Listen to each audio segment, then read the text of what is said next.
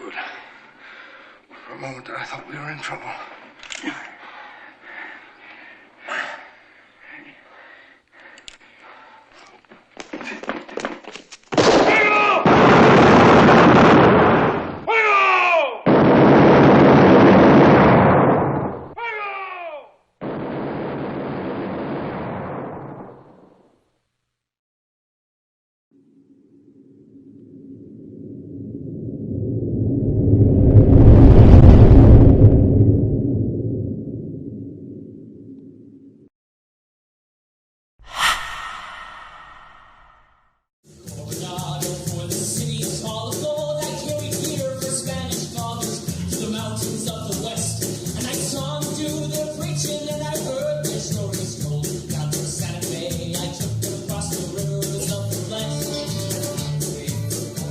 So, I'm just glad everybody's here. And it's amazing how many people come and just see Butch Cassidy's from.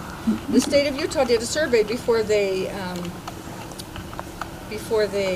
renovated it for $400,000, and there were 70 to 90 people in the summertime that would just drop by. They counted.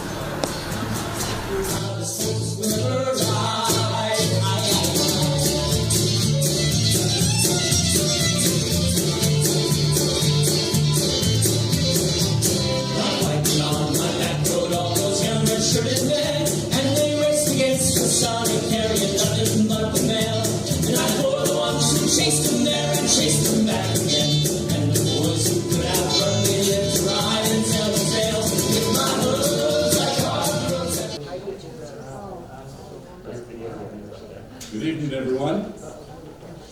Come on in, get comfortable, get a seat, relax. We're telling stories tonight. My name is Gary Hobday, and I and my wife had the great good fortune to meet Marilyn on not one, not two, but 3 different cruises that we've been on together. I don't know how that happened, but it did. Marilyn is a storyteller. She loves telling stories. I like listening, but I'm going to tell you some stories tonight. We're very pleased to let you know that the Millard County Chronicle and Progress newspapers here tonight, so we're glad to have them here. And right now, Marilyn has asked me to, A, welcome you all for being here, and to thank some of the people that have been integral in getting this performance going. We'd like you to stand as we identify your group or you individually, if you would, please. So, let's have all of our shareholders stand. Those of you who have made the commitment to storytellers. You're our shareholders. You're the ones that are helping to put this all together.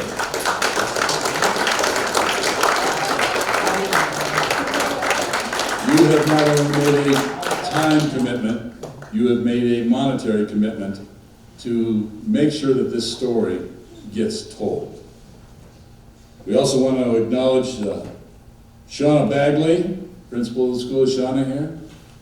No. We want to thank Clive Romney. Thank you, Clive. We want to thank Abe Johnson and his film crew that are here today, making sure that this does get documented. And Abe, you're part of a group. Is it the Friends of the Territorial State House, State Park, and Museum? Is that correct? Yes, we represent the Territorial State House. It represents the whole western part of Colorado, all of Utah, and North Dakota. And you're filming here tonight because you want to? Because we want to be part of the story. You want the story and you want to share it, right? Thank you for being here, Abe. Right now, what I'd like to make sure all of you do is turn off any cell phones or electronic devices that you have. Those of you that left them in the car, we have people going car to car collecting them, so not a problem. Like I started out earlier here, we are telling stories. Not just me, not just Marilyn, but our entertainment will be telling you some wonderful stories as well. I got a chance to listen to them while they rehearsed it. You're going to have a wonderful night. But you need to sit back, relax, get comfortable. And what I'm going to ask you to do right now is close your eyes, sit back, relax, and let me pretend to be Butch Cassidy and tell you my story.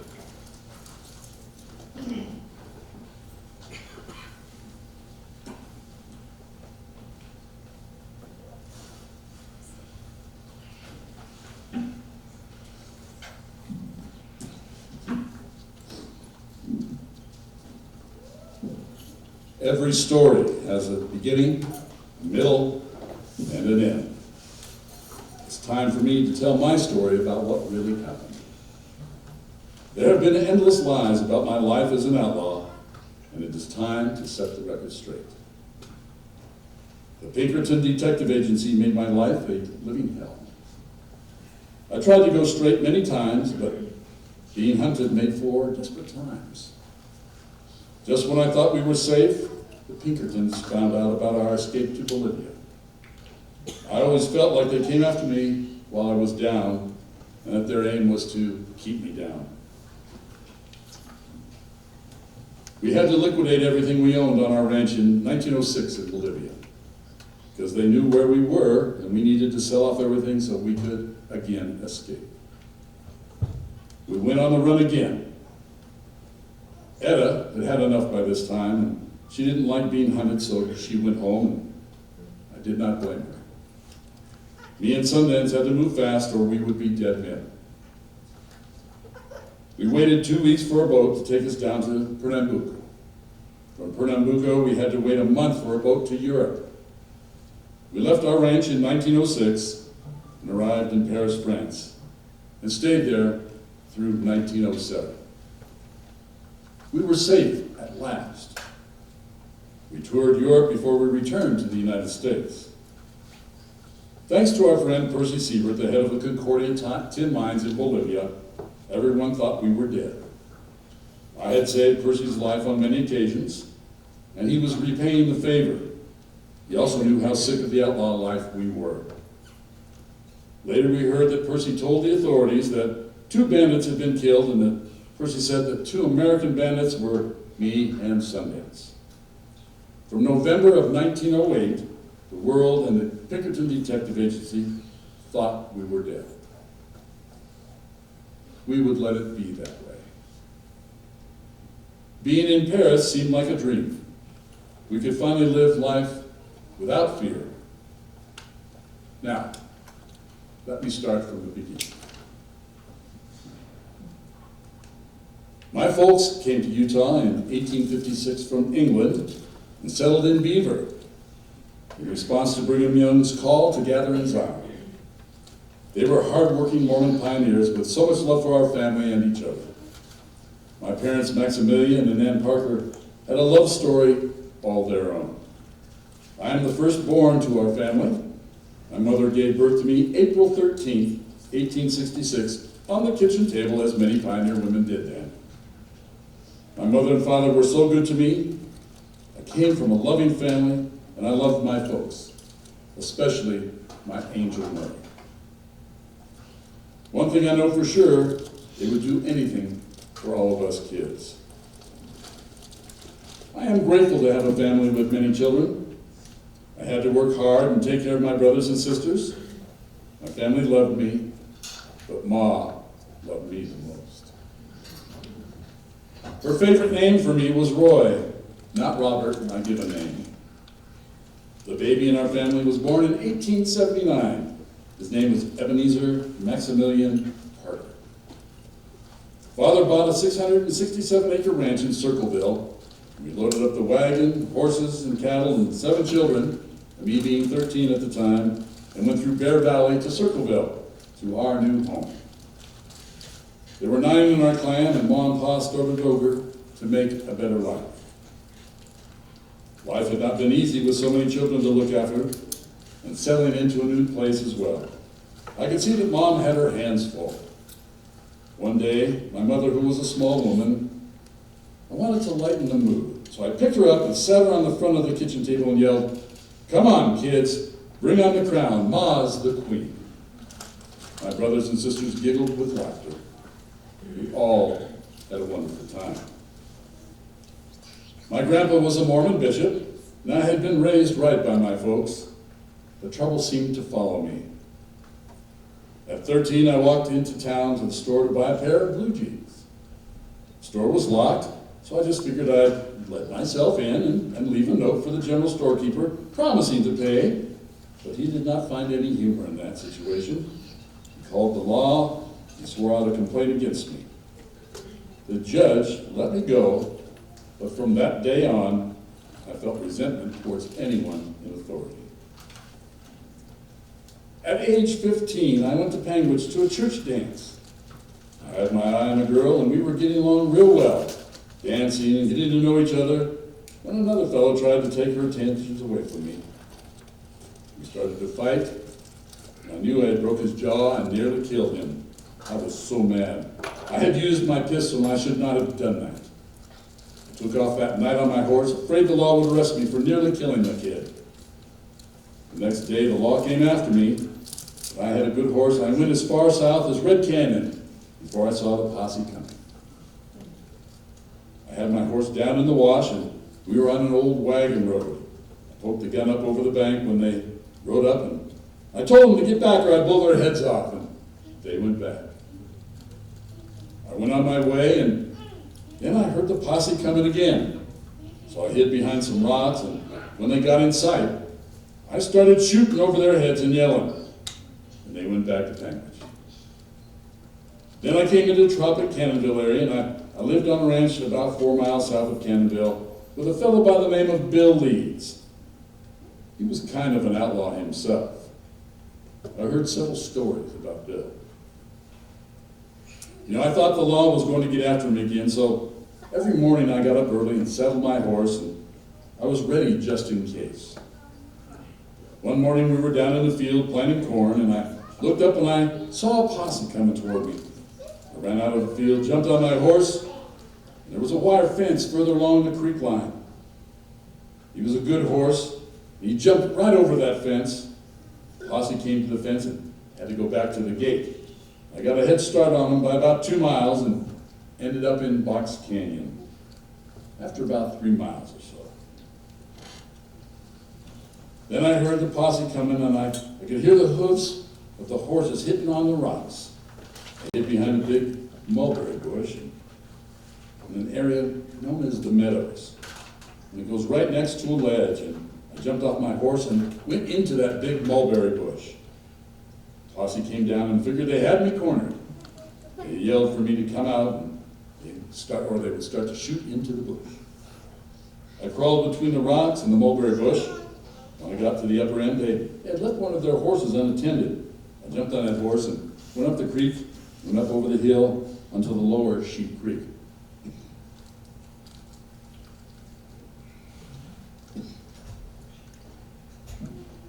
By that time, I was getting a bit hungry, so I looked at the saddle, and lo and behold, to my surprise, I noticed a lunch sack on it. I opened the lunch sack, and I found fried chicken and baking powder biscuits.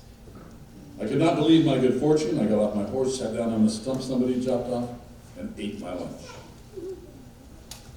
I could see horsemen coming up over the ridge, so I leaped off the stump and got on my horse. When I got on the top of the ridge for a few miles, I came across a band of wild horses that were feeding there. The horse I was riding did not have any shoes, so I meandered all around those tracks and rode around with the wild horses so that if they found my tracks, they wouldn't be able to tell which way I was going. They would just see the wild horse tracks.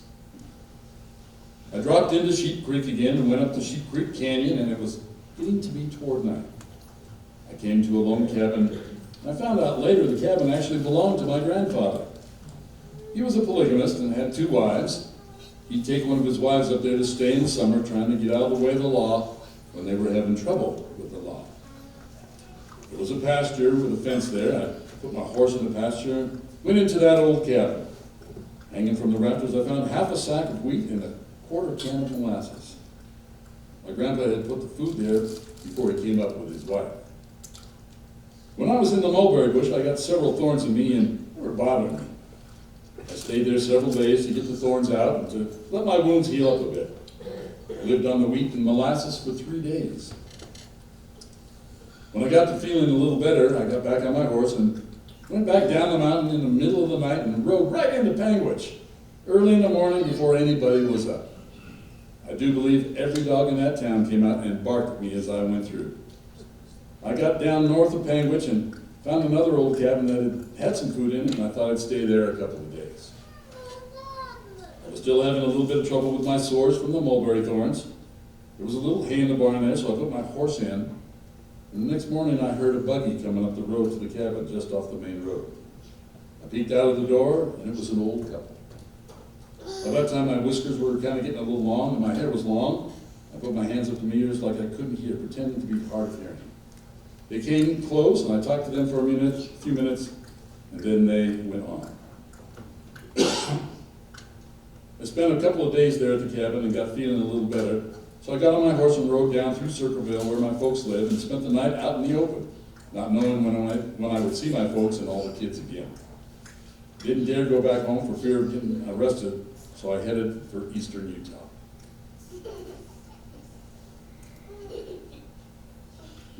I got in with a group there, and we got organized, and we did some cattle rustling and one thing and another. We moved on to robbing a few banks. And after a while, we stuck to robbing trains.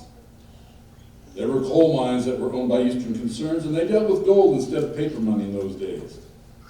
They would put the gold on the train in New York and bring it up to Castlegate, Utah. Well, we'd go just east of Castlegate and stop the trains by the coal mines and rob them of all their gold. It never seemed to me that I was doing anything wrong because I took from the rich folks and helped out folks who had nothing. I helped a lot of poor people out, and it helped me stay away from the law. I worked my way from Castlegate down to Green River, Wyoming, where we stayed in Robbers Roost.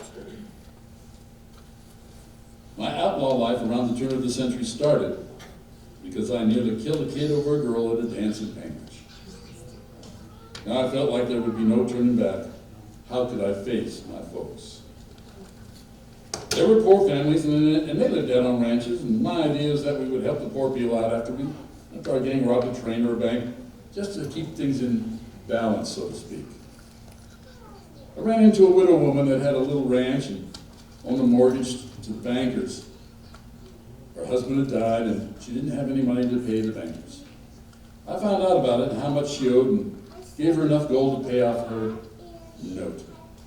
I told her that when the men came from the bank, you pay off the mortgage and get a receipt. The two men came from the bank, and she gave them the gold and paid off her place. Now, when the men left her home, I waited for the bankers, and I took the gold back. I always like taking from the rich and giving to the poor. There were kids that were poor on ranches all around where we and our new band of robbers lived. I would play games with them and put down a quilt and even play jacks. I would let the kids win and give them a $5 gold piece just to help out their folks. Robbing banks and trains continued. There came a point where there was no turning back. I got used to the easy money and the outlaw life. At the Marshall Ranch, I took and made friends with a drifter named Mike Cassidy. He taught me and the boys about horses, guns, cattle, and rustling. I had found a release from my weekly religion classes and hard work at home. Mike Cassidy became my friend and a hero to me and took me under his wing in 1884, and I was at the ripe old age of 18. I was rustling cattle with Mike from Panawan, just over the Market Gun Plateau. My life on the run began, so I took on the name Roy Cassidy. Later, George Cassidy, and finally I decided on Butch Cassidy, in honor of Mike Cassidy. We hated the large cattle outfits that were squeezing out the little ranchers. We felt like it was our mission to steal their cattle and hurt them where it counts, right in the pocketbook. Montpelier, Idaho, August 13th, 1886. We robbed the bank with a take of around $7,000 with Elsie Lay, Harvey Logan, and Bob Meeks. I recruited Harry Alonzo Longenbaugh, a native of Pennsylvania, to help us. He went by the name the Sundance Kid because he'd spent some time in the Sundance, Wyoming jail. He and I were of the same mind. We were never going back to jail ever again.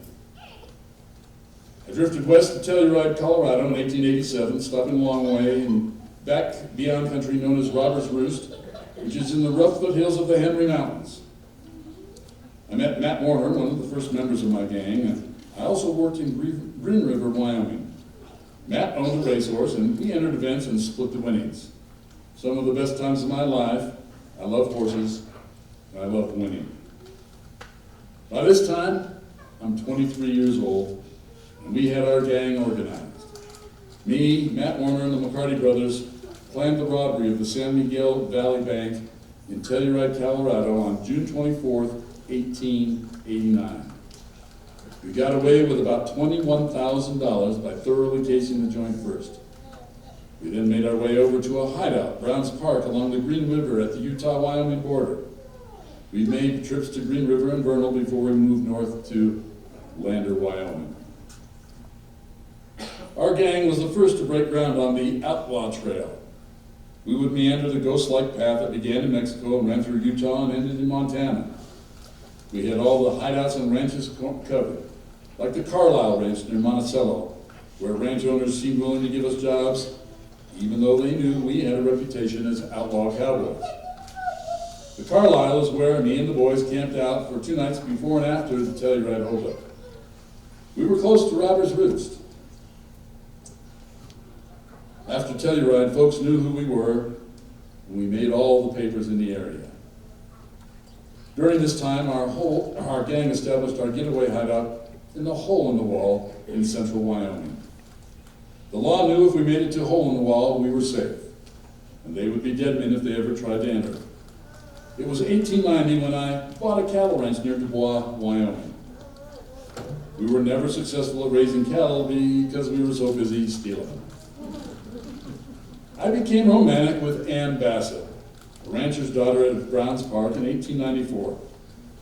Her father, Herb Bassett, supplied me with fresh cattle and horses. Everything seemed to be going my way.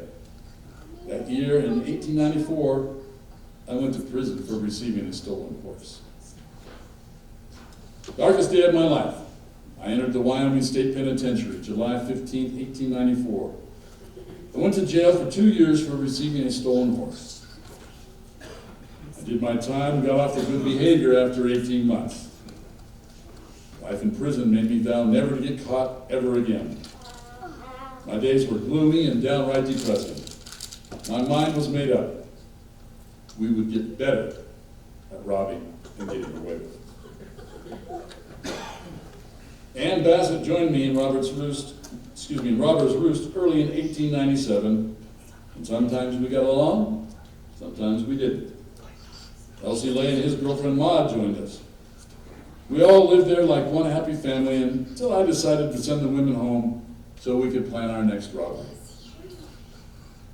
Me and Lay ambushed a group of men in a mining town outside of Castle Gate, Utah, on April 21st, 1897. They were carrying a payroll for the Pleasant Valley Coal Company from the railroad station to their office. We got $7,000 in gold coins and took off for Robbers Roost. Our most famous robbery was June 2nd, 1899, when we robbed the Union Pacific Flyer near Wilcox, Wyoming. We were famous and lots of lawmen were after us, but they never did catch us. We escaped to the Hole in the Wall. By the way, my best friend and companion, Elsie Lay, shot and killed a lawman and ended up going to jail. We were being hunted by the Pinkerton Detective Agency, and Charlie Siringo was sent to capture our Wild Bunch gang. Now we are famous and folks knew what we looked like. My photo from prison and taking the photo in Fort Worth, Texas with the 5 of us in 1900 was not a good idea. However, we were a bit full of ourselves. When we robbed the Union Pacific Railroad train near Tipton, Wyoming on 29th of April, 1900, there was no going back. We did try for amnesty early on, but now we're in deep trouble and we knew it. Our gang was being hunted, killed, and sent to prison. The mood was ugly, and we were caught in the crossfires. On September 19, 1900, me and Longbaugh with our friend Bill Carver traveled to Winnemucca, Nevada, where we robbed the National Bank of Winnemucca. We got away with $32,640. Pardon me. It was December 1900 when we all went to Fort Worth, Texas, to have our photo taken. The law nicknamed us the Fort Worth Five. The Pinkerton Detective Agency took copies of our photo and made wanted posters. We had no place to hide. The price on our heads made it dangerous for us to be out and about. Anyone could have turned us in for the reward money. We got word that the Pinkertons were killing off members of our gang, one by one.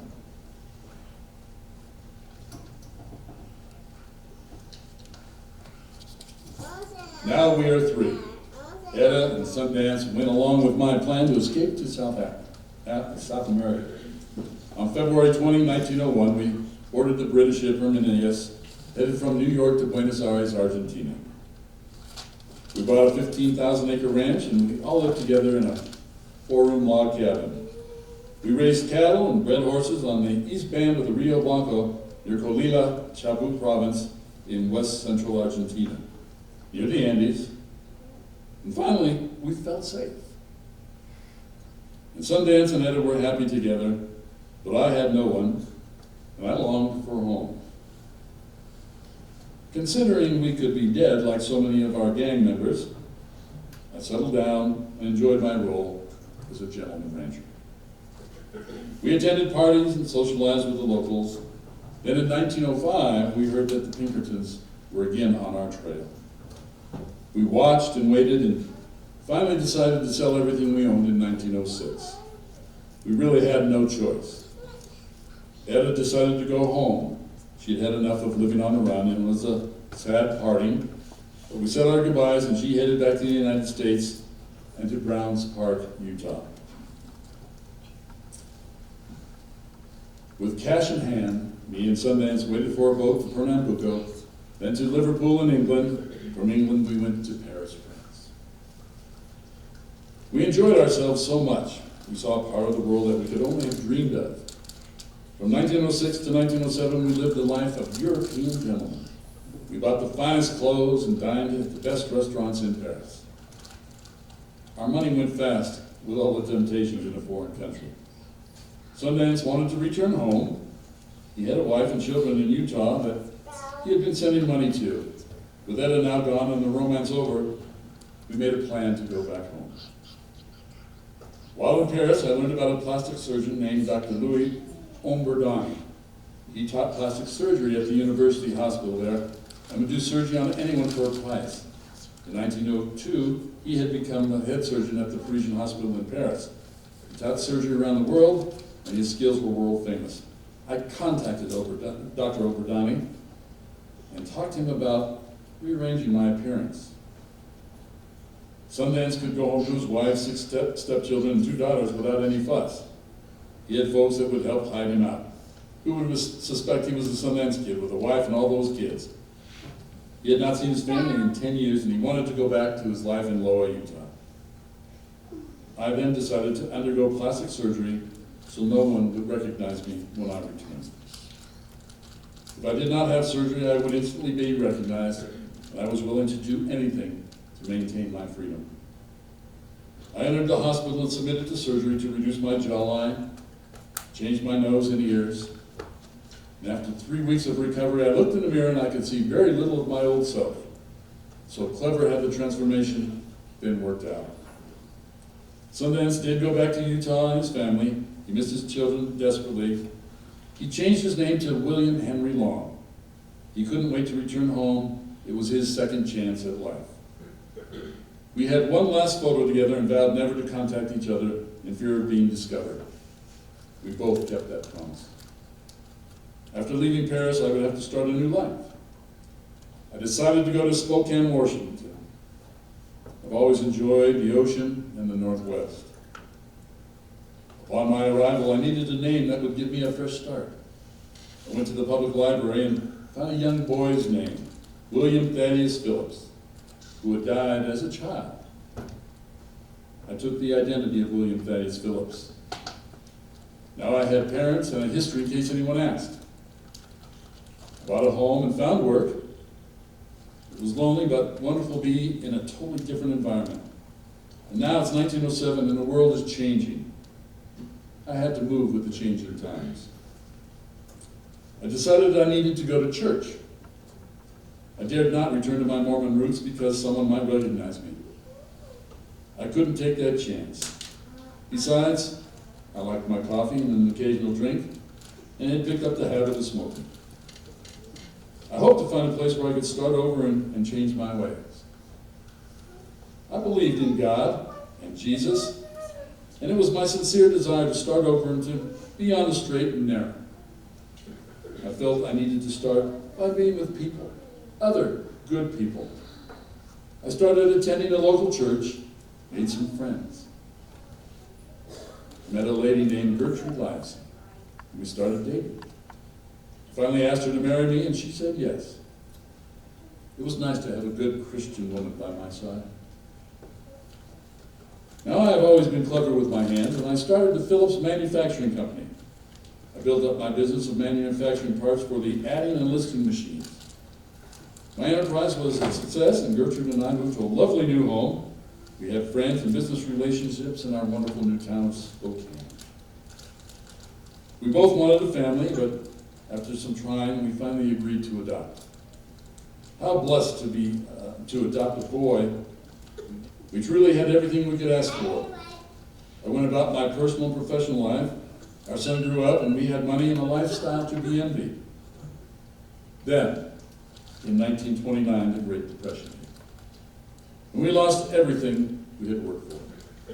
My business failed, but I did manage to save our home. My wife Gertrude took a job at the library to feed my family. I felt humiliated as a provider to be living off my wife. Before I go on, it's important to tell you about returning home to Circleville, Utah in 1925. I was a successful businessman in Spokane, Washington, and desperately wanted to go to Circleville to visit my family. I knew they thought I was dead, and it just didn't feel right for them to think that when I'm alive and well. I borrowed a friend's Oldsmobile sedan and drove to Circleville. I went straight to the old homestead. The cabin had been abandoned, but I saw my brother Mark out in the fields. We had a happy reunion. He told me the sad news about my mother's passing in 1905. He told me how she died of a broken heart because of my outlaw ways. I did not want to hear that. I had caused my mother's early death. Feeling regret, I did my best to carry on. At least I was home. Mark took me into the town, and we went to my father Maximilian's home. We walked up to the house, and Dad came out. At first, he didn't recognize me, but as soon as I smiled, Dad knew instantly that I was his boy. We hugged and cried in each other's arms for a long time. Then we went inside to visit. Dad called Lula, my sister, and told her to come over and bring food for all of us. Lula rustled up plenty of food and put her children to bed and came over to Dad's house. It was a shock for Lula to see me alive. She had heard so much about me over the years, but we had never known each other. We stayed up all night visiting. I not only had my family back, but I got to know my sister Lula. I told them that I had a wife and a son, and I lived a good life. They asked me how I escaped and about my facelift in Paris, France. They could see that my nose, my ears, and my jawline had been altered, but Dad said, "You cannot take away that smile or the voice." Dad said, with or without surgery, he would have recognized me. I explained to Dad, that is why I settled in Spokane, Washington. I did not want to come back to Utah. The risk was too great that someone would recognize me. They asked why everyone said that I died in Bolivia. My only explanation is I heard Percy Siebert from the Concordia tin mines said that the 2 American bandits that died in November of 1908 were me and Sundance. He knew how sick of the outlaw life we were, and I had saved his life on many occasions. So Percy lied to put an end to our running from the law. And I was happy to let everyone think we were dead. I stayed for 2 weeks and went camping at my favorite place on the ranch, Tom's Cabin in Little Dog Valley. My brothers came with me and we saddled horses and went to camping. That was the safest thing we could do, not to be seen around town. We went into the mountains and camped and hunted and made up for lost time. Those 2 weeks were the happiest times of my life. The happiest times of my life. It was good to be home.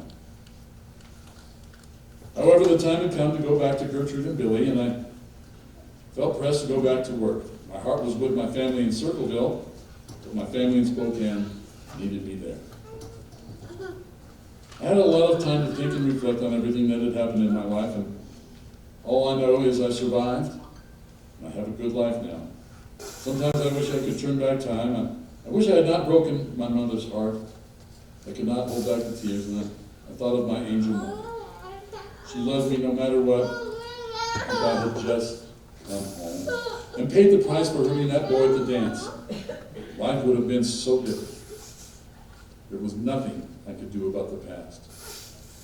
So I resolved to go home and be a better man.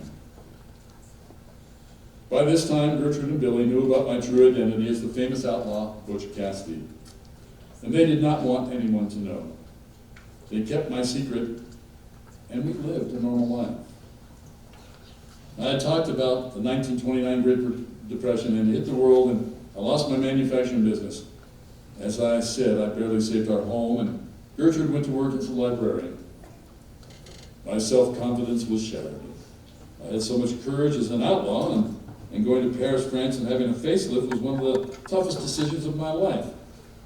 But here I am, unable to support my family. My relationship with Gertrude deteriorated. I could not find work, so I decided to go back to places Sundance and I had earned some gold coins from our robberies. I headed to Lander, Wyoming, where I knew I had money hidden. When I arrived, I met Will Boyd, the brother of an old girlfriend, Mary Boyd. He recognized me and went to get married.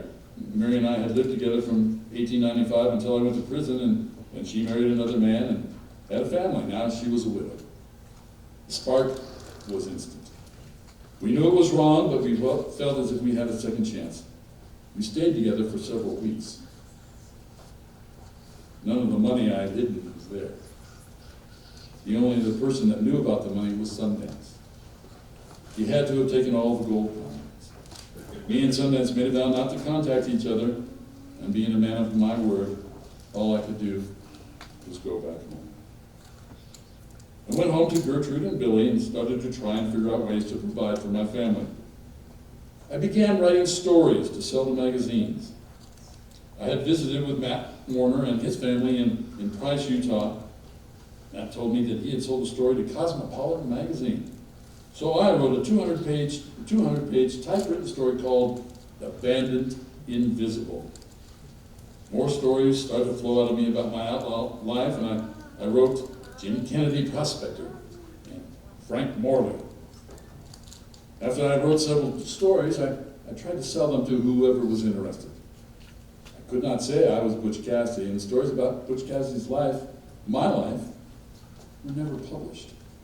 Again, I felt like I had failed. From 1936 to 1937, Gertrude and Billy and I had accepted the fact that she would need to continue to support our family, and Billy would live with us for the rest of his life. He worked as a janitor, but was not capable of living on his own. He needed help and care. I was getting restless again and still wanted to find the stashes of gold me and Sundance had buried. I wanted to try one last time. I headed to Tropic, Utah, and met with a fellow by the name of Wallace Ott. Another friend of mine introduced us, and it was good to tell someone about my outlaw life. We talked for hours and hours. I brought Mary Boyd with me, and we continued our secret romance. Suddenly, I was not feeling well, and I had to kiss my old sweetheart goodbye and return home to Gertrude and Billy. Mary wanted to write me, so I gave her my home address and my business address where I used to have my manufacturing company. We said our sad farewells, and I headed home to Spokane. Life had frozen in time, and nothing had changed when I returned home. Gertrude and Billy were both still working. I went to the doctor, to see why I was feeling so poorly.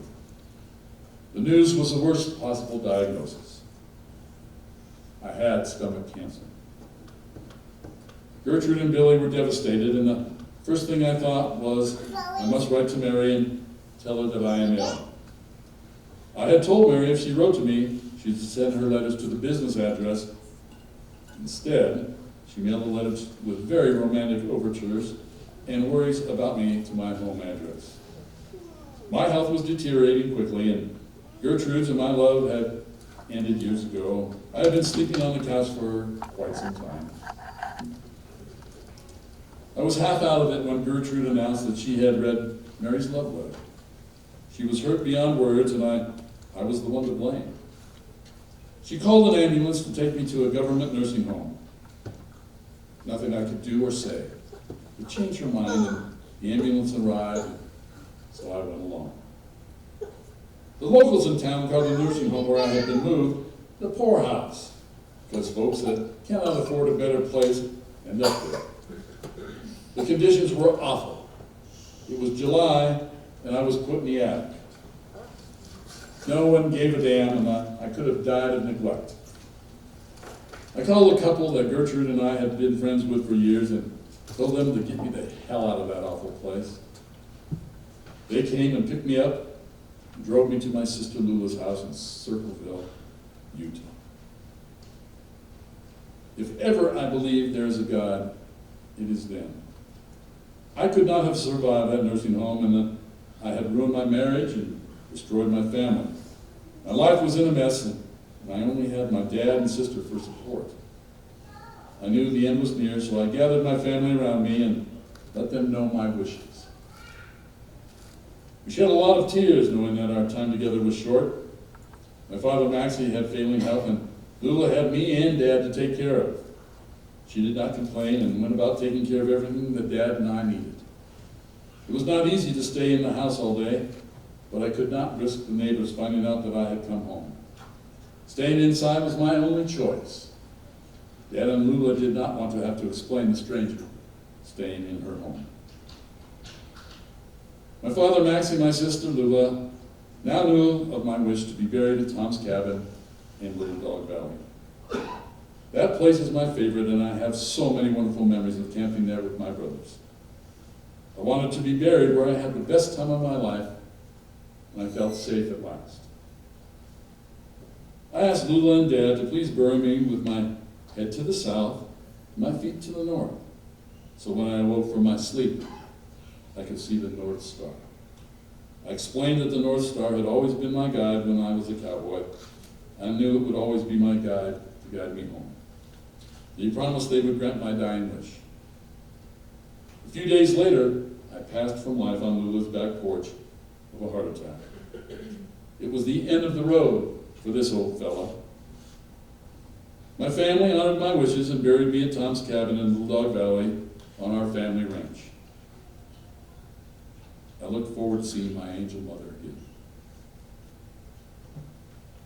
And could finally say, I was sorry. I woke up and I saw the North Star, and I was home. Home with my Maker and ready to be before my God and beg for His forgiveness. I am home.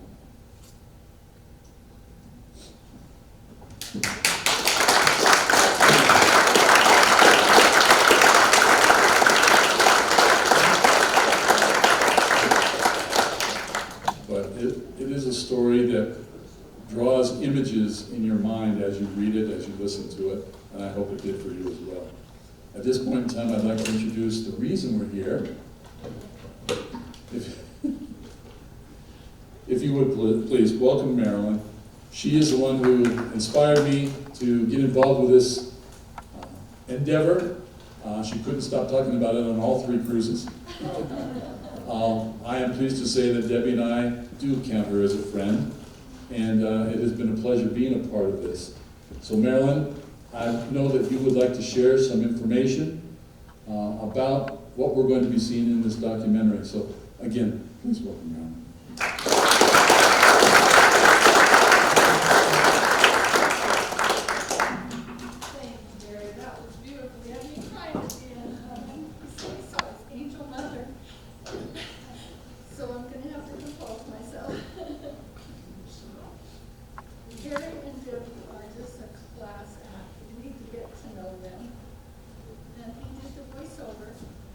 he asked me to do the voiceover, and I said, okay. You know, Leon. And I didn't know he was a professional voiceover expert. And when I received that CD,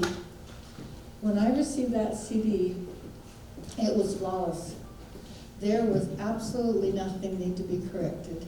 What a joy to work with Debbie and Gary Hobday. They have just been so much fun. I sent them books, I sent them t-shirts, and they took a picture with their backs, and it's in the book. So, you know, I've asked Clive to sing Amazing Grace for me at the end of the performance, because truly, it's God's grace that we have found Butch Cassidy and the Sundance Kid.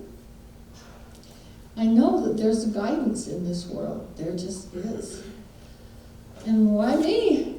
I actually found out about 4 years ago in St. George, when they opened up the new genealogy library, that I am Butch Cassidy's 13th cousin, once removed on my father's side.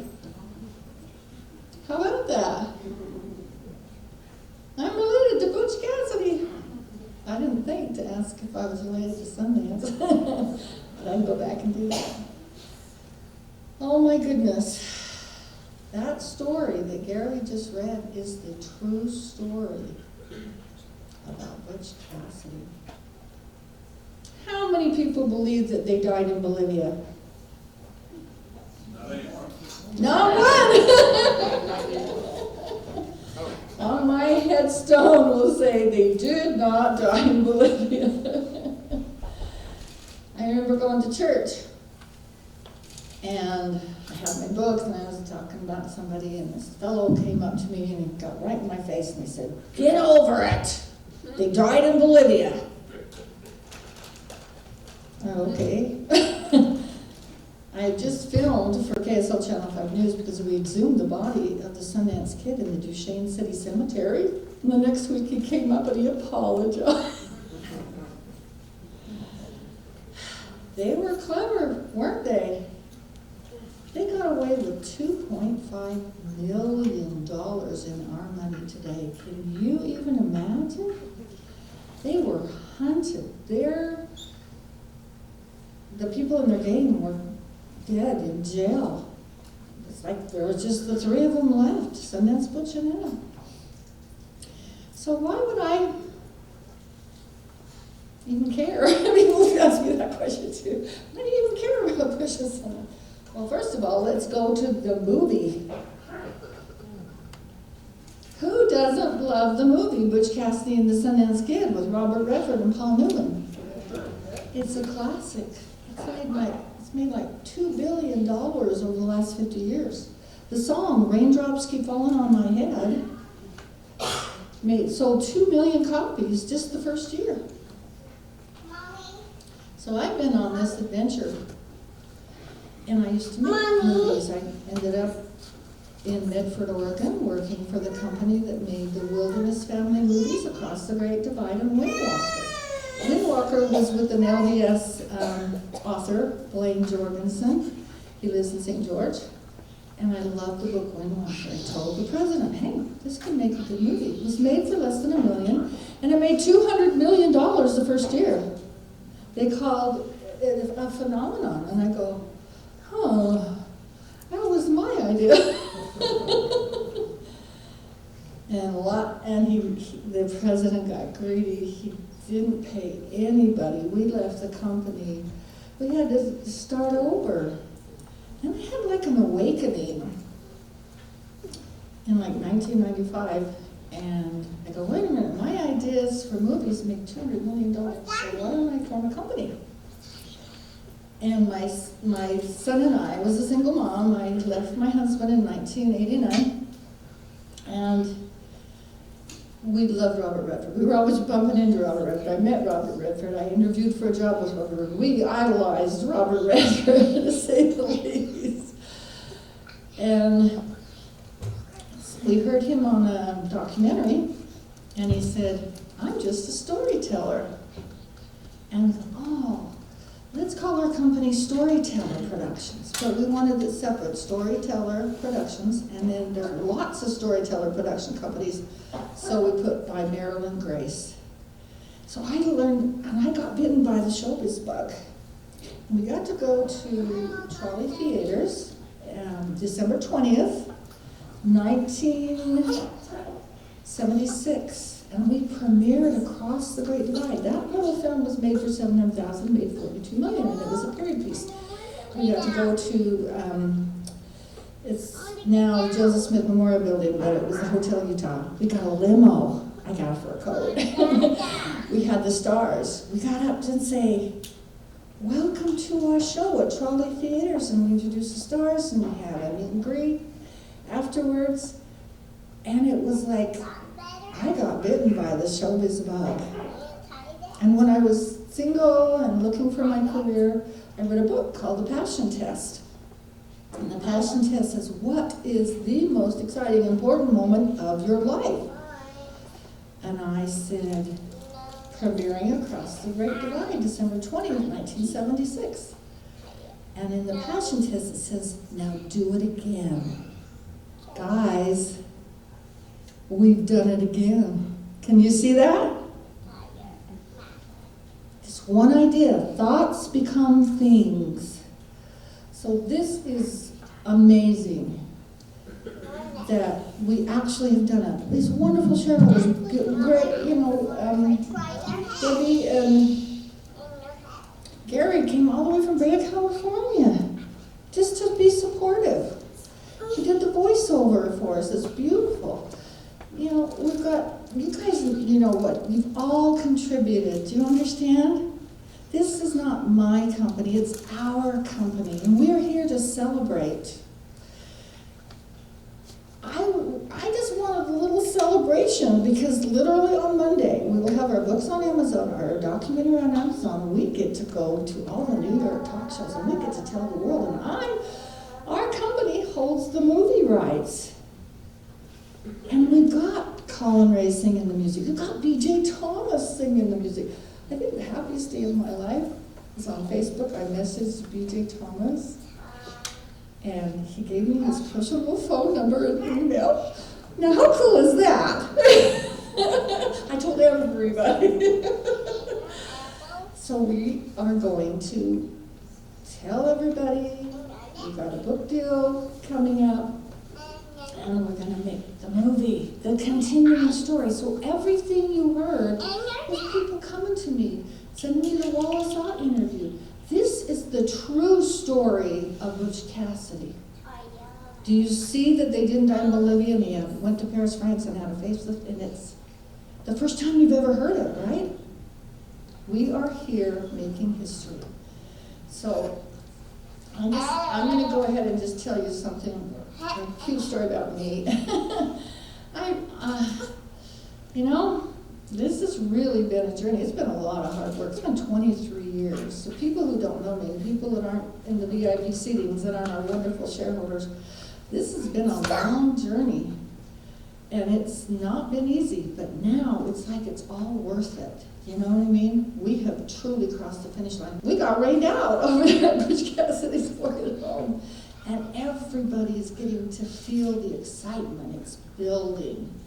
So it was my birthday, August 26th, it's on Wednesday. And finally, after 10 days in the heat in St. George, we got the documentary done, we got the copies. And I came home and I took care of business, and then I finally just scooted in here at the last minute and got everything set up with the people to get it set up. It's just been so last minute. But on my emails, my daughter had sent me a birthday video. And yeah, my birthday was Wednesday, but I opened up at 11:30 at night on Friday night, which was just last night. And she sent me a birthday video. And all of a sudden I open it up, and this gentleman comes on and he says, "Happy birthday, Marilyn. Instead of a cake, we have Donny Osmond." And Donny Osmond was sitting with his legs crossed on a table with all these presents sitting around, and all of a sudden he goes, "Happy birthday, Marilyn." And he had all these dancers, "Happy birthday, Marilyn." this is my life. Funny things like that happen to me all the time. And my sweet daughter lives in Hollywood. She's not a member of the church. It's even, the story behind it's even funnier that she, who doesn't even participate in the other church, sends me Donny Osmond for my birthday. So now I really want to get into the meat of this, because you're here. How come that story happened? Research. People handing me videos. People telling me stuff. So we're going to go over the 4 areas, and then there's 5. I'm going to tell you the final resting place of Butch Cassidy right here in Circleville, Utah. That's pretty, my favorite word is bodacious. It's pretty bodacious. I can't wait to tell you. So I'm going to get my book out. And, first, I really wanted to, I so badly wanted, like, the movie. But remember, what are some of the lines? Get enough dynamite there, Butch? Who are those guys? Who are those guys? Oh, shit. As they jump over the cliff. We are here because of the movie Butch Cassidy and the Sundance Kid. I literally watched Paul Newman pass away. I've literally watched William Goldman, who wrote it, pass away. I am praying Robert Redford stays alive. He has our 2 books. He will be getting our 3rd book, and he will be getting our documentary. Wouldn't that be amazing if Robert Redford played the Sundance Kid? So everybody keep that positive thought and pray with me, okay? So now we're going to go through the areas of discovery. Is our mic okay? Is everything good? Okay. Movies.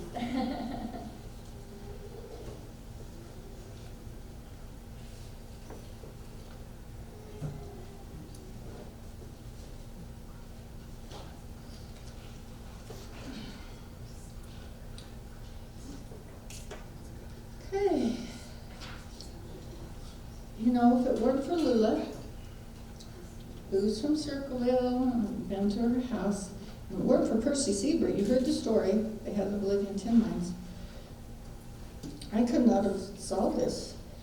It's really fun that Lula was actually on the set with Paul Newman and Robert Redford as a consultant. She told them that her brother came back and visited the family in 1925. They didn't believe her. They just saw her as an old lady that kind of lost her mind. And they made jokes. There's behind-the-scenes documentaries I watched. But if it weren't for Lula's book, and I'm starting I'm literally ordering every single book Butch Cassidy by Lula Parker Benson. I actually met Dora Flack before she passed away, who wrote the book for Lula. So I really wanted to pay tribute to Lula for her courage to do that. And I love, Afton Morgan gave us permission to go up to Tom's cabin and actually search for Butch Cassidy's body. And my favorite story about Lula is Afton said, "Come on, Lula. You told us in your book that Butch didn't die in Bolivia. He came back and visited the family. Where's he buried?" So she said, "Well, Afton, I could tell you where Butch is buried, but then I lie about a lot of things." That's my favorite story. So the very first bit of evidence we got that William Thaddeus Phillips was Butch Cassidy was with Dr. John McCullough. And you'll see all the pictures in our book. So we have Finding Butch Cassidy and the Sundance Kid, Butch Cassidy, a Mormon Boy Dies in Utah, and The Secret Life of Butch Cassidy After Bolivia. That just came off the press on my birthday, August 26th. Then I'm writing another book called Butch Cassidy and Sundance Kid Stories, because there are so many stories. And then I'm the first person in history to prove with photo transparencies that Ann Bassett was at a place. And that's a fascinating story with a twist. So we'll write Butch Cassidy and the Sundance Kid, Romance at a Place. We'll have 5 books. This book, this documentary is a proof of evidence to be submitted to Netflix for a 5-part series, and I want to go to Paris, France, where Butch had a facelift, and Bolivia, because Chris and Eddie have already went to the ranch in Bolivia. They sent me pictures, and they were so cute. They were sitting in the chair. I think Eddie was Sundance, the tour guide was Butch, and you were Etta. Chris was Etta. That was a fun photo, and it's in the book, guys. Look at the end of the book, because you're in there, okay? So now, Dr. John McCullough has a 40-year career at the University of Utah in anthropology. The family allowed us to exhume the Sundance Kid in the Duchesne Cemetery. Is there anybody who remembers back in 2008 or so that on the news there was a body exhumed in the Sundance on KSL Channel 5 News? Anyone? I hear some mumbling. You want to raise a hand? Nobody remembers that? For some reason, Butch is just a bigger story. Sundance is just Sundance, but the family knew he was a member of the Mountain Wild Bunch. They didn't know which one. They had no genealogy because he lied about his past, and we exhumed the Sundance Kid. So we asked Dr. John McCullough to examine the remains and also do photo transparency. So you take a picture of Butch, and we've taken a picture of William Thaddeus Phillips of Spokane, Washington. And by golly, when you put them together, the eyes, ears, and everything matches but the nose, ears, and jawline. So that's historical. That is copyrighted with Storyteller Productions. And that, we're going to have a book signing, and when we go to the table at the end, you're welcome to look at those transparencies of Sundance, Butch, and Etta, but we don't have the time right now. So that's our very first piece of evidence. Then the second piece of evidence is handwriting analysis, and this is real quick because Brent Ashworth is the world's largest private collector. He owns the most Butch Cassidy items. He owns the Bandit Invincible. He owns Jim Kennedy Prospector and Frank Morley short story. He owns the 1907 and 1908 Butch Cassidy letters. And he owns Butch Cassidy's gun and holster. I mean, he owns a never-before-seen picture of a young Sundance Kid. And so Brent acquired in 2000 the Bandit Invincible, and he took his Butch Cassidy letters and took it to an LA handwriting expert. Guess what? It was a yes. So photo transparencies, yes, but he did go to Paris and have his face altered. Handwriting analysis, yes. Now, and Brent Ashworth has written a book called Show and Tell, and he so wanted to be here, but he had a family reunion, and we've become buddies. We're looking for a signature of the Sundance Kid so we can change history.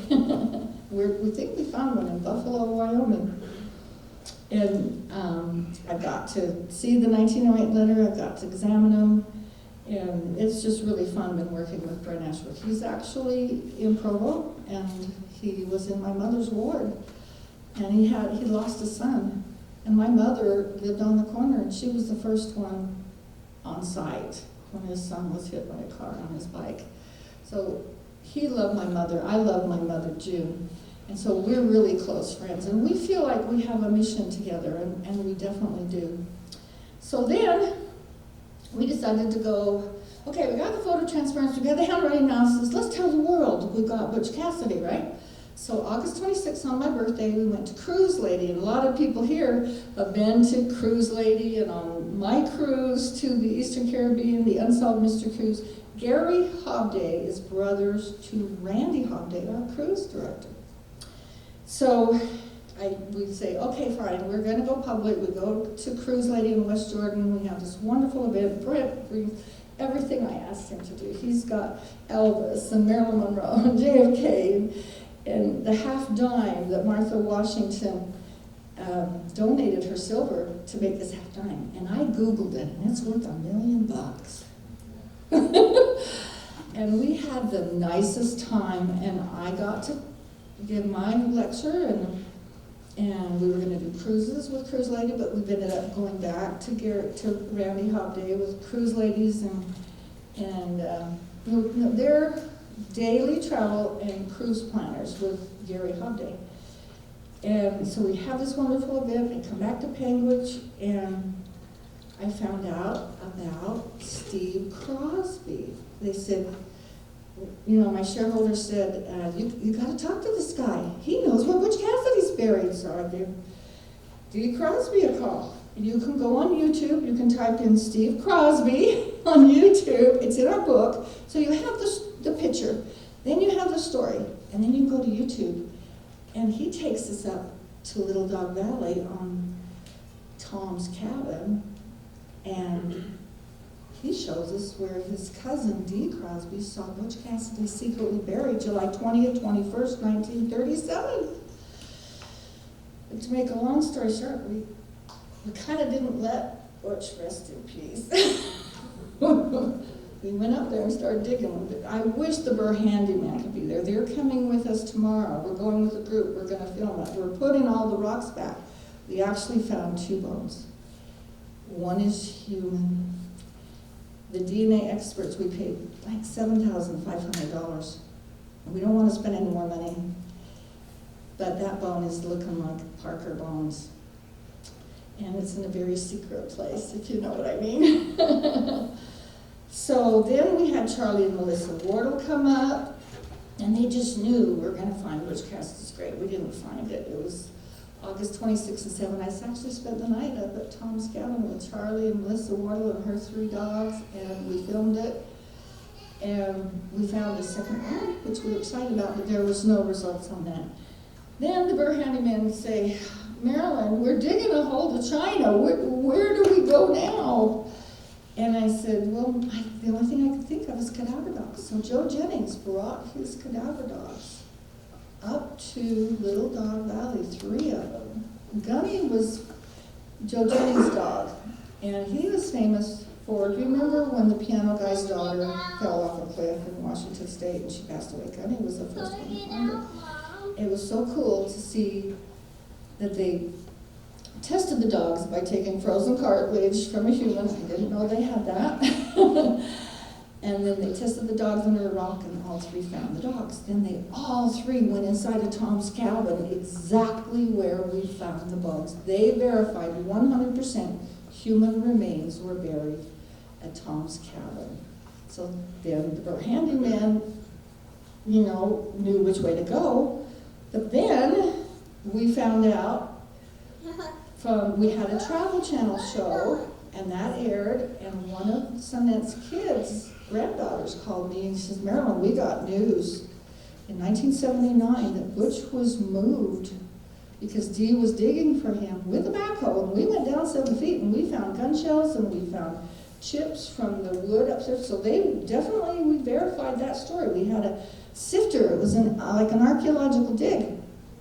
And she said, we got news in 1979 that they moved Butch to Lula's backyard. I went out there, I talked to this wonderful couple with these 7 little children. I was trying to be discreet. I go, can I look in your backyard? Because that's where Butch died on my backyard. Yeah, and all of a sudden one of the little girls goes, you mean Butch Cassidy is buried in our backyard? I'm like, oh, I'm so sorry. I don't mean to burden you. And then it was even a week, and I just said, okay, I'll be in touch. And they're like, oh, we're going to make this a bed and breakfast. And then I went to a convenience store because I was delivering books, and I was talking to the cashier, and he goes, and I know the final story. He said, when Lula passed away in 1980, and they were widening the road behind her house, they moved Butch Cassidy next to his mother in the Circleville Cemetery. You're the first folks ever, besides reading our books, to even hear that. We know the final resting place of Butch Cassidy. How cool is that? So, what an adventure I have been on, up there digging.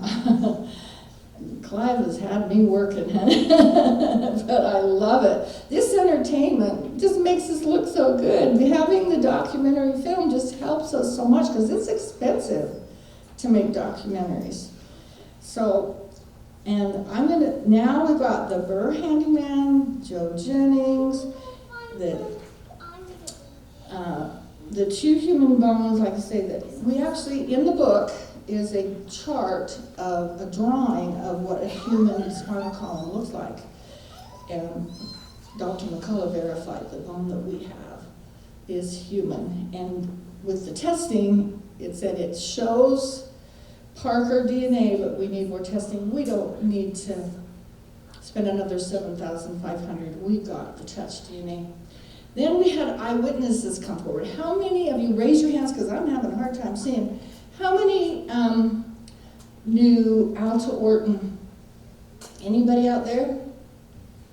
Nobody knew Alta Orton from Panguitch? There's a couple. Oh, good, good. Alta is a sweetheart. You know Alta. I was renting a home, and Jenny Orton came over, and she was in Travel Channel, and she was absolutely charming. Everybody in that town fell in love with Alta Orton because she made homemade bread. And after her funeral, I actually went and bought cards and a chess game. I said, I'm going to make homemade bread and play cards and have a chess game, because she just made people feel welcome in her home, you know? And she just was a love. And she, at 14, she worked for Lula Parker Benson. And it was July 1937 when she saw the whole Parker family dress up. And she always suspected that they were going to Butch Cassidy's funeral. Now that's a pretty darn good eyewitness. And she was so charming on the Travel Channel. When I interviewed her, I've got so much footage on Alta Orton. And I said, Alta, what would happen if they found Butch Cassidy's remains, body? Oh, they'd steal his clothes. Isn't that brilliant? Then I had a fellow by the name of Larry Smith and his wife Pat come to my home in Panguitch. In St. George, when I lived in St. George, and they handed me the Wallace Ock interview. Remember when Gary Hobday was talking about meeting with Wallace Ock? He gave me the exclusive rights to that. No one has heard the story that Butch beat up a kid at 15 at a church dance in Panguitch, and that's when he went on the run. This is so historical. We were capturing stories that no one's ever heard before.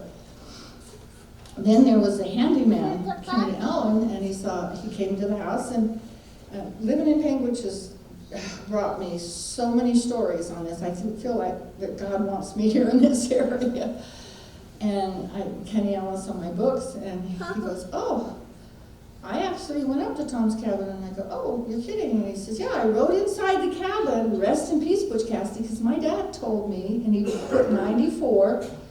And I opened up the book, and there was a picture of Kenny Allen and his dad's story that he knew he was buried. And he said, rest in peace, Butch Cassidy.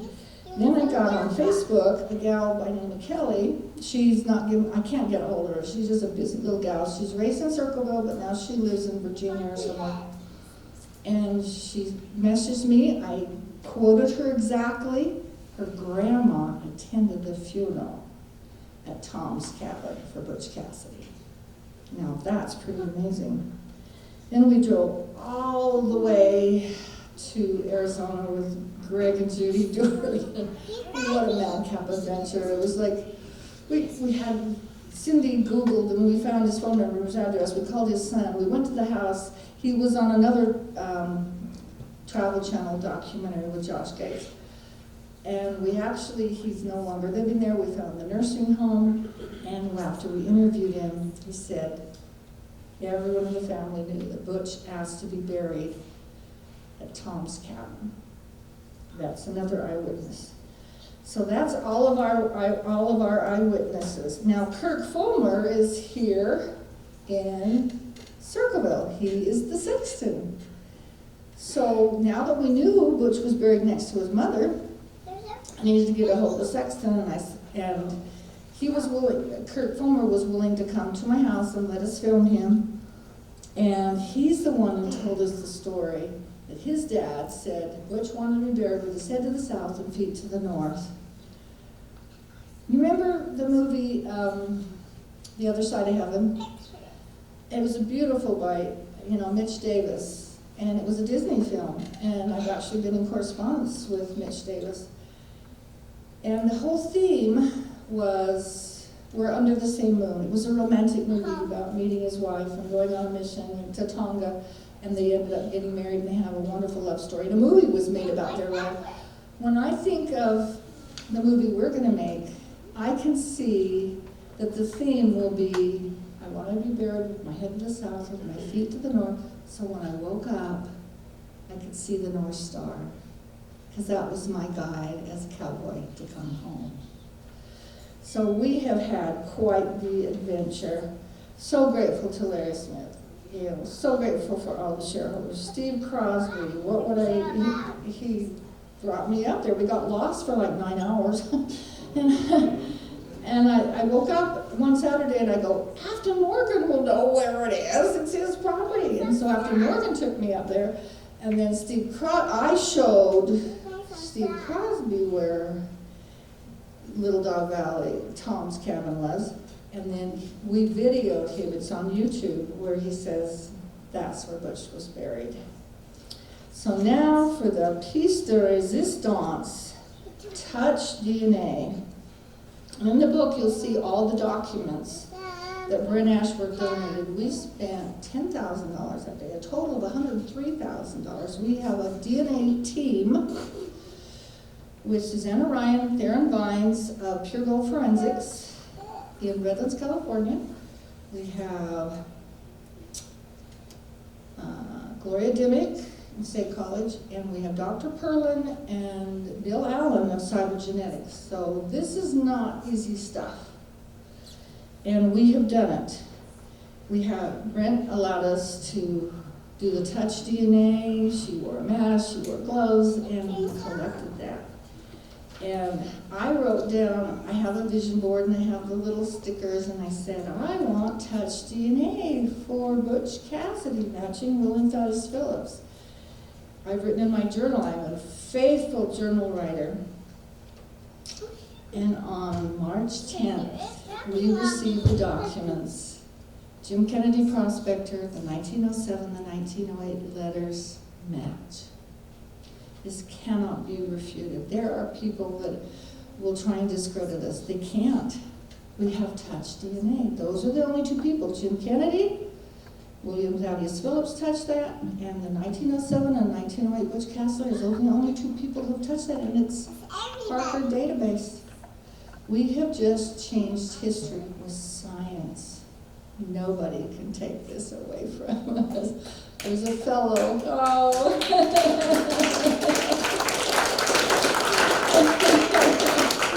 Thank you.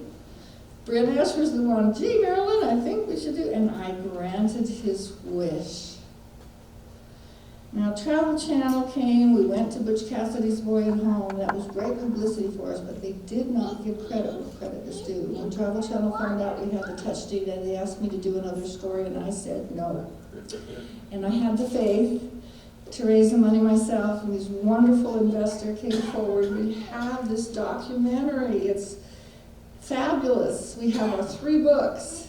We're going to give you a little clip of it. You know, right here in Circleville, you can go to Lula's house, see where Butch died on the back porch. You can go to the Circleville Cemetery. You can go to Maxie's house. It's here in Circleville. I really think this is good for the state of Utah.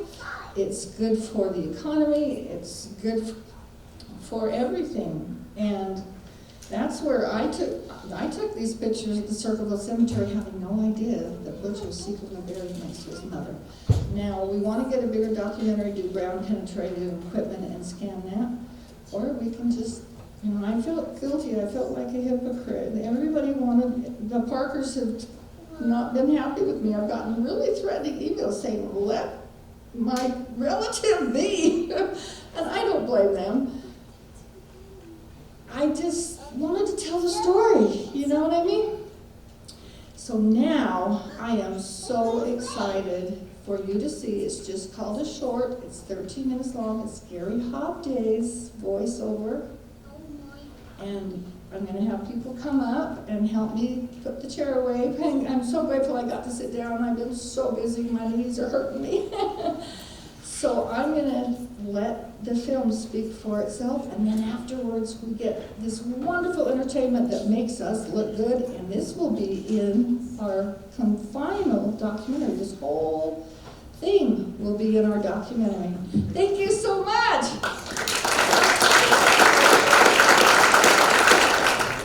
I do. We have a cookie company, children's books. We got a whole big picture. I've not only found Butch the Sundance, we got Hitler, Amelia, Marilyn Monroe, JFK, and Elvis Presley Jr.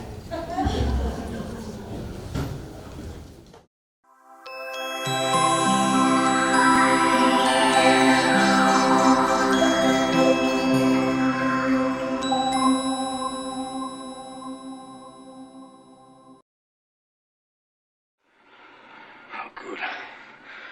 For a moment, I thought we were in trouble.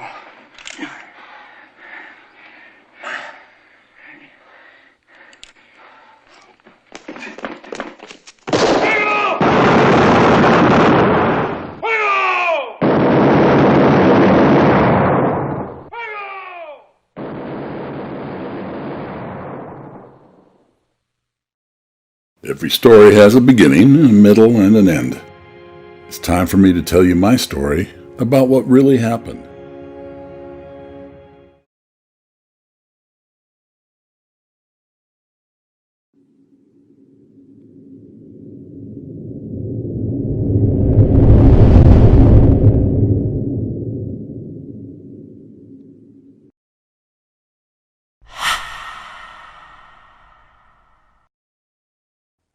The Pinkerton Detective Agency made my life a living hell. I tried to go straight many times, but being hunted made for desperate times. Just when I thought we were safe, the Pinkertons found out about our escape to Bolivia. I always felt like they came after me when I was down. Their aim was to try and keep me down. We had to liquidate everything we owned on our ranch in 1906 in Bolivia, because they knew where we were and we needed to sell off everything so we could escape. We went on the run again. Etta had had enough of being hunted, so she went home, and I did not blame her. Me and Sundance had to move fast, or we were going to be dead men.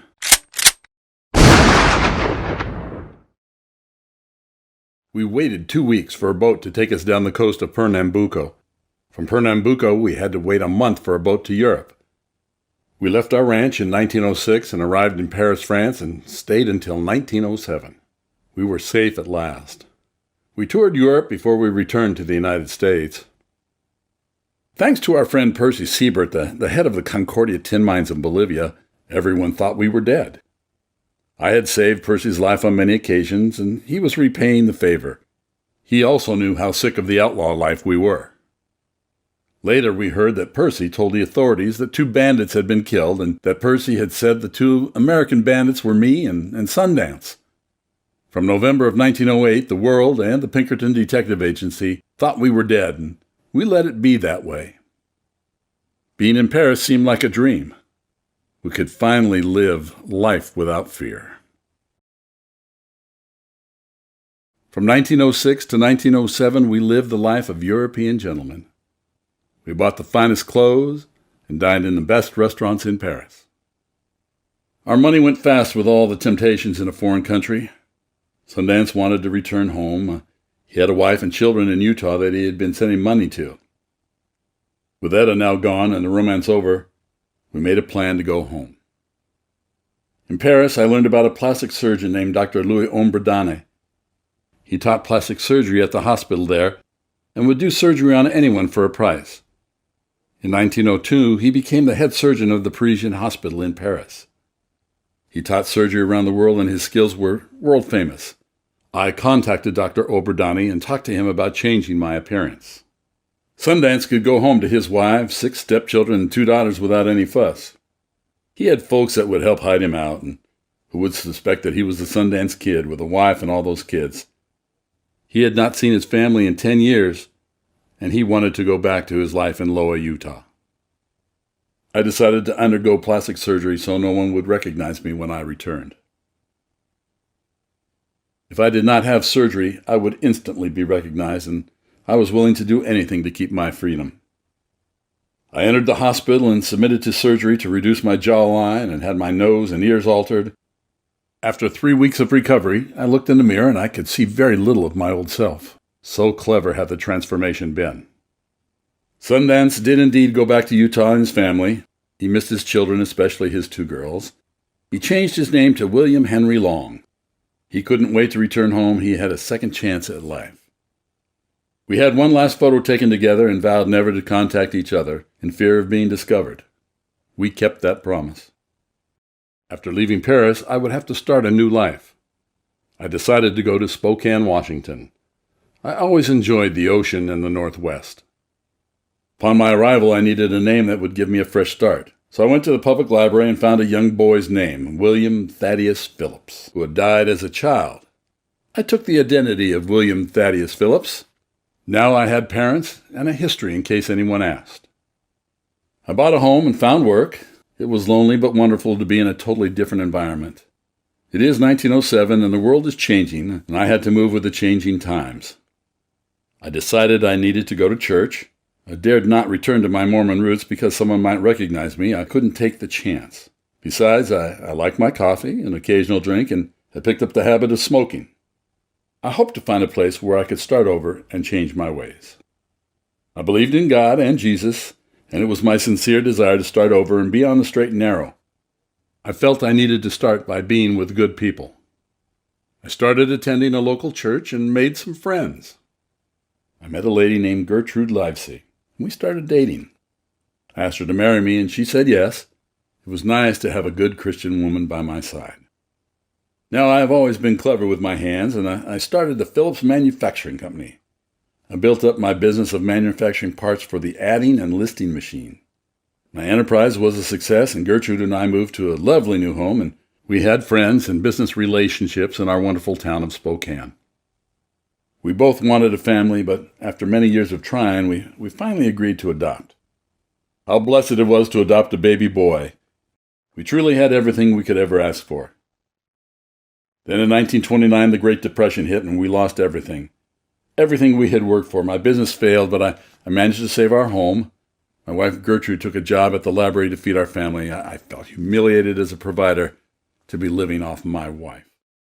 I borrowed a friend's Oldsmobile sedan and drove to Circleville. I went straight to the old homestead. The cabin had been abandoned, but I saw my brother Mark out in the fields. We had a happy reunion. He told me the sad news about Mother's passing in 1905. He told me how she died of a broken heart because of my outlaw ways. I did not want to hear that I caused my mother's early death. Feeling regret, I did my best to carry on. At least I was home. Mark took me into town, and we went to my father Maximilian's home. We walked up to the house, and Dad came out. At first he didn't recognize me, but as soon as I smiled, Dad knew instantly that I was his boy. We hugged and cried in each other's arms for a long time, then went inside to visit. Dad called Lula, my sister, and told her to come over and bring food for all of us. Lula made plenty of food and put her children to bed and came over to Dad's house. It was a shock for Lula to see me alive.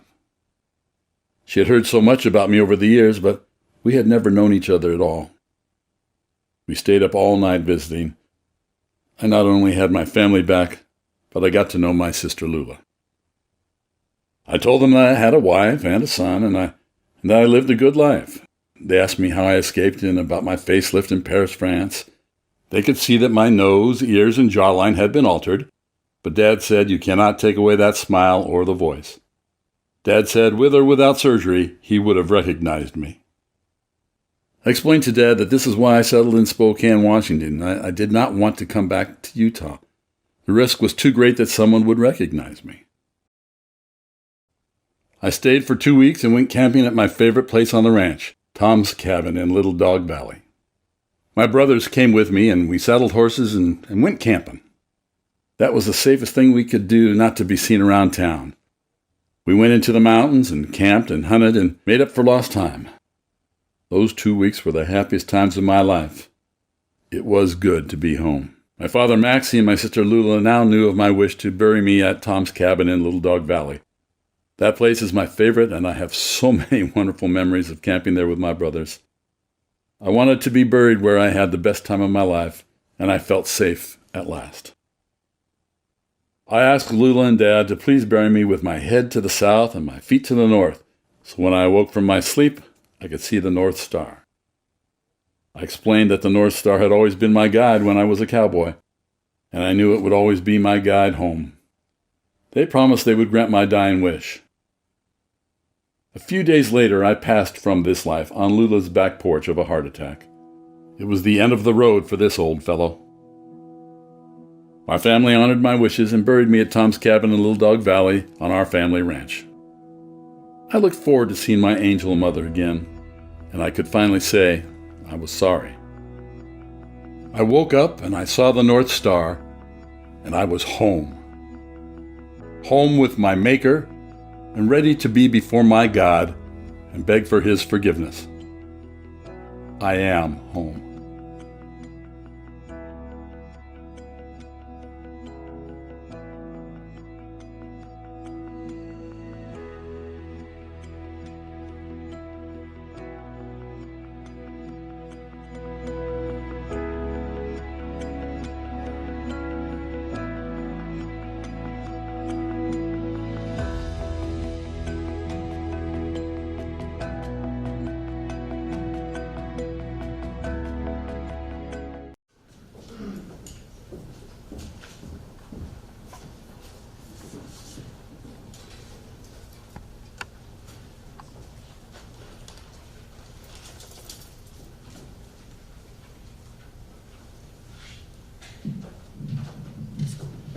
Thank you for inviting us to tell you some of our favorite stories that have something to do with Butch Cassidy.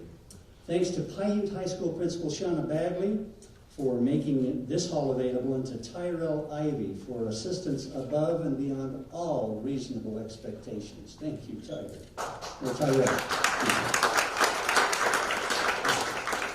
And thanks for the generous support of the Utah Division of Arts and Museums, the Mormon Pioneer National Heritage Area, Utah Pioneer Heritage Arts, Story Road, Utah, and to Snow College for creating this beautiful ensemble who will entertain you.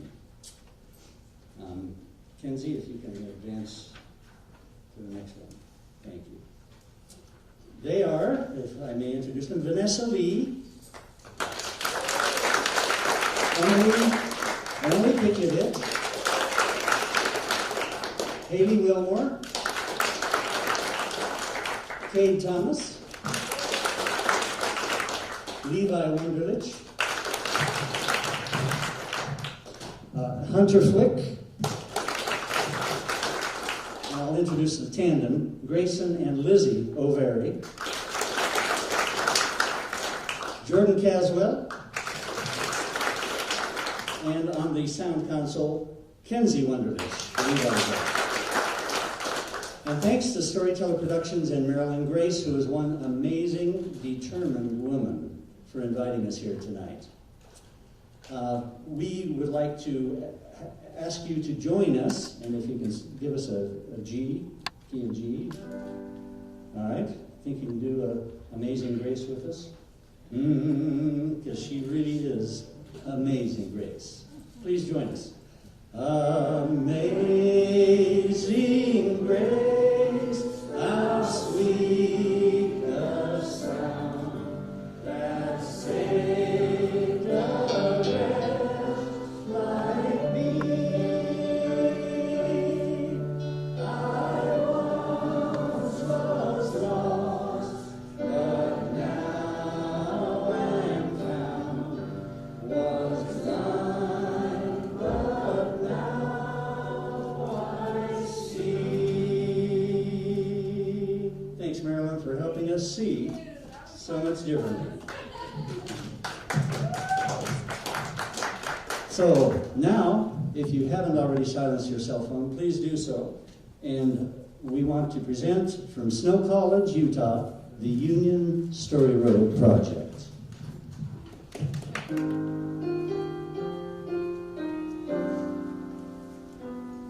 As many there are as the stars in the sky, and the sand on the seashore as well. Now I speak of the tales that I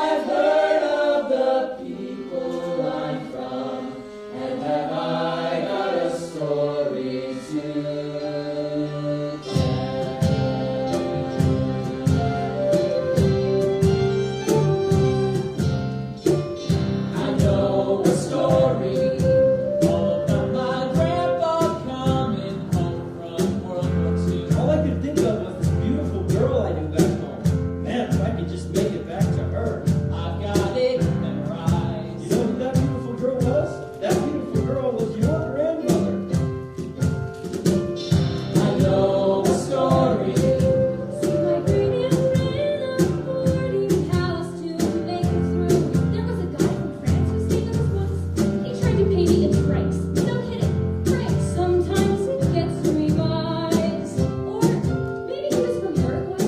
I just remember he had the most romantic looking mustache. Every story like a lantern in the darkness. Look and I can see the way. Ancient tales and tales from folks that I remember.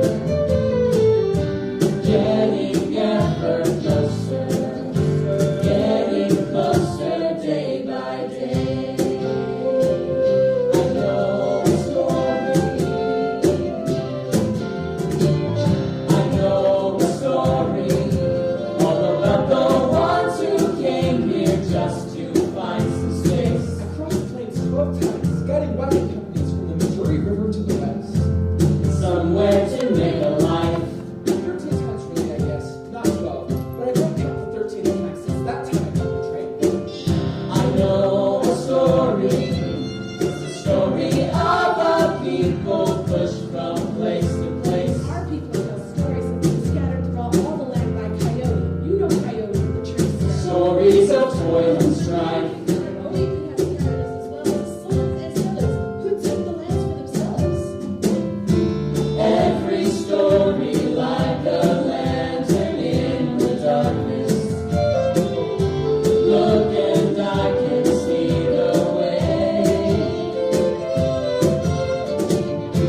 Ancient tales and tales from folks that I remember. Getting ever closer, getting closer day by day.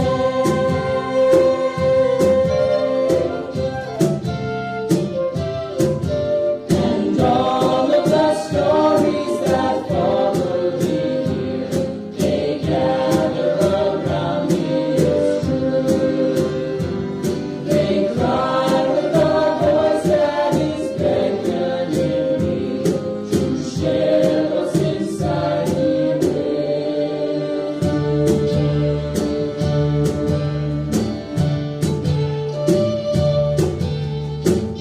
I am the story. It's my turn to tell a story started long ago. You know, my buddy and I have been on all summer to buy that video game system everyone in the neighborhood. Who knows what folks will Just say? imagine your favorite games from the arcade. You can play them on your TV, on your TV. I am a story. I'm about to play a lot more than a cameo. I'm not alone. I'm surrounded by Kate Thomas and Haley Fillmore. And Vanessa Lee and Grace Laverne. Might as well start today. You know, Kate falls so much in love with the ancestral stories of people. He even wears their clothes. Every story like a lantern in the darkness. Look, there's one inside of me. I played Nellie Gordish in high school. You did? Tales of hope and tales of everyday adventure. Take a look around you, look around you at the stories you will see.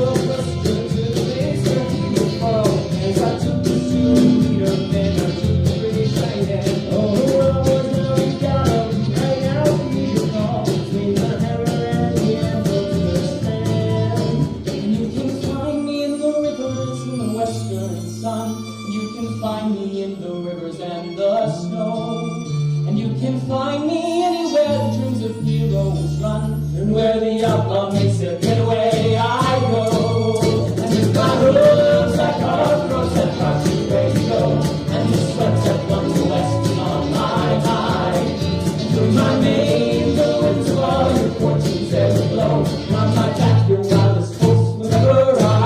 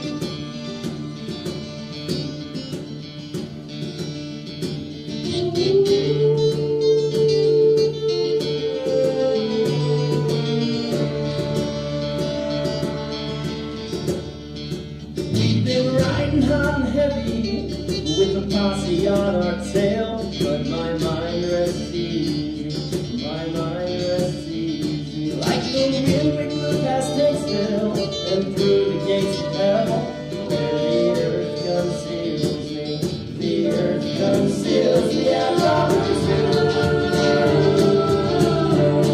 So that things from the shore.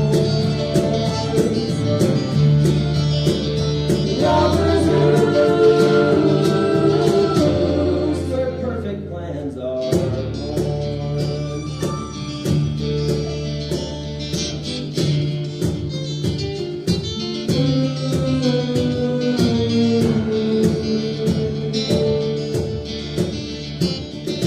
No one dares to follow, 'cause the canyon's full of death, and the posse knows it, the posse knows it. And there's not a man among them who wants to dress as dead men dress, and their faces show it.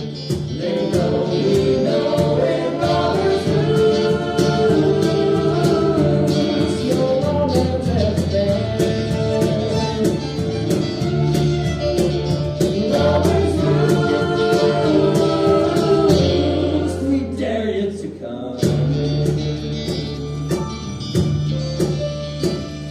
The only place on earth greater than these canyons are,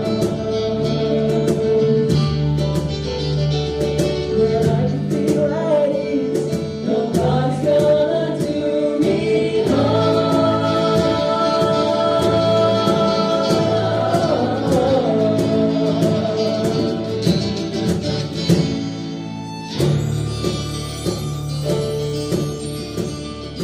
Elsie Lane, Tom McCartney, that Warner Sundance too, will go down in history, down in history. As the wild bunch of spirits that born in robbers roost, carrying on the mystery, the myth and mystery of robbers roost. We never will be found. Robbers roost, we dare you to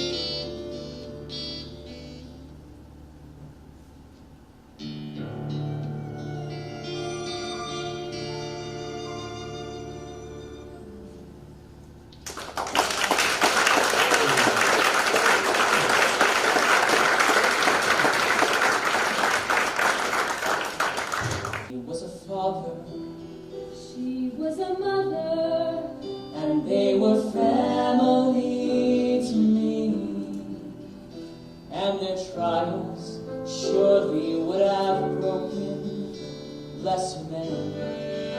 But they endured them, overcame them, leaving me a precious legacy. How can I thank them for this gift that has no end? Don't let them be forgotten.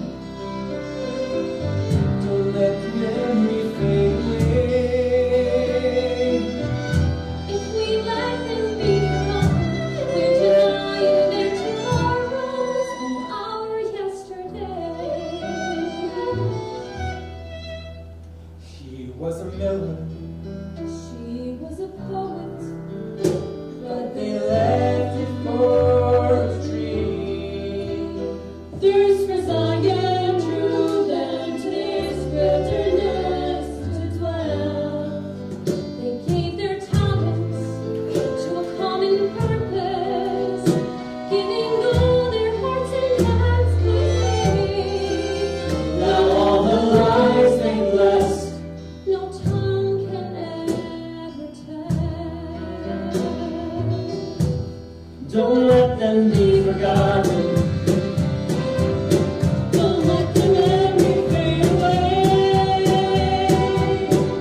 If we let them be forgotten, we're denying their tomorrows. Our yesterday. Without them, so much of me is missing. I am less than half a man.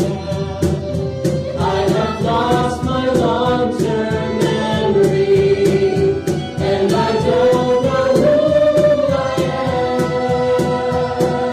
am. Don't let them be forgotten. Don't let the memory fade away. If we let them be forgotten, We discount their deepest sorrow. that dark night from which I struggle, and their hope of bright tomorrows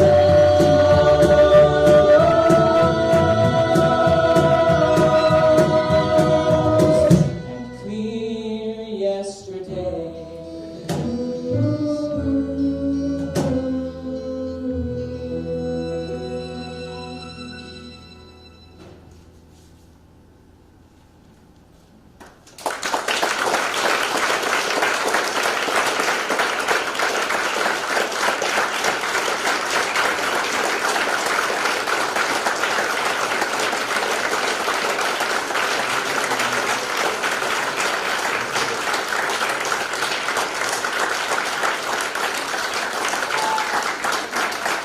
Ladies and gentlemen, we've had stories today. We've had stories in music, stories in poetry, stories that have been passed on from generation to generation, from friends to more friends, people who don't know each other but become friends. We're all friends here tonight. We've all heard some stories. But take the story of Butch Cassidy and remember after Bolvia. Ladies and gentlemen, thank you for being here tonight. It's been my pleasure to be here. Thank you.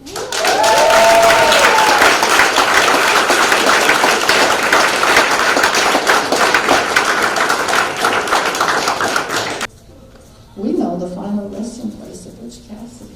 How cool is that?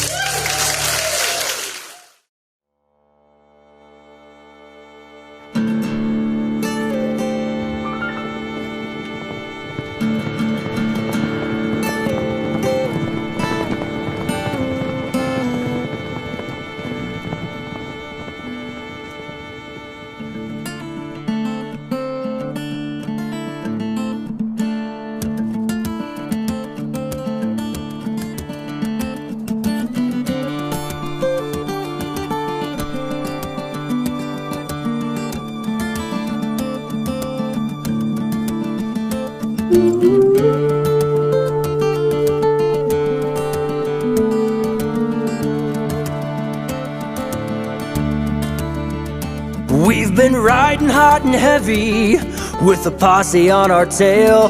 But my mind rests easy, my mind rests easy. Like the wind we blew past Hanksville and through the gates of hell, where the earth conceals me, the earth conceals me. At Robbers Roost, our refuge from the storm. Robbers Roost, where perfect plans are born.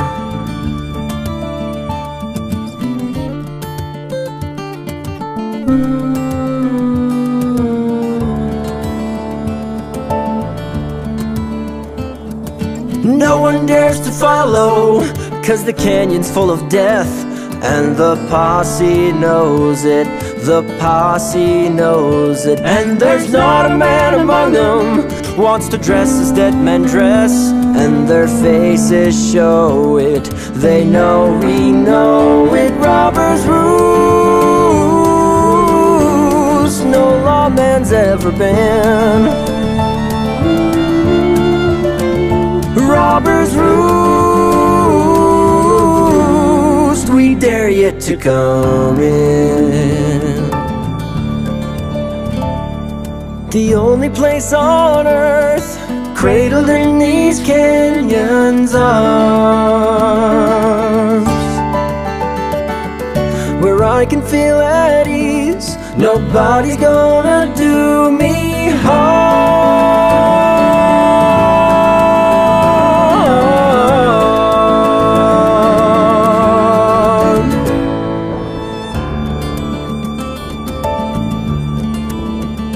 Elsie Lay and Tom McCarty, Matt Warner, Sundance 2 will go down in history, down in history, as the wild bunch whose spirits live on at Robbers Roost, carrying on the mystery, the myth and mystery of Robbers Roost. We never will be found. Robbers Roost,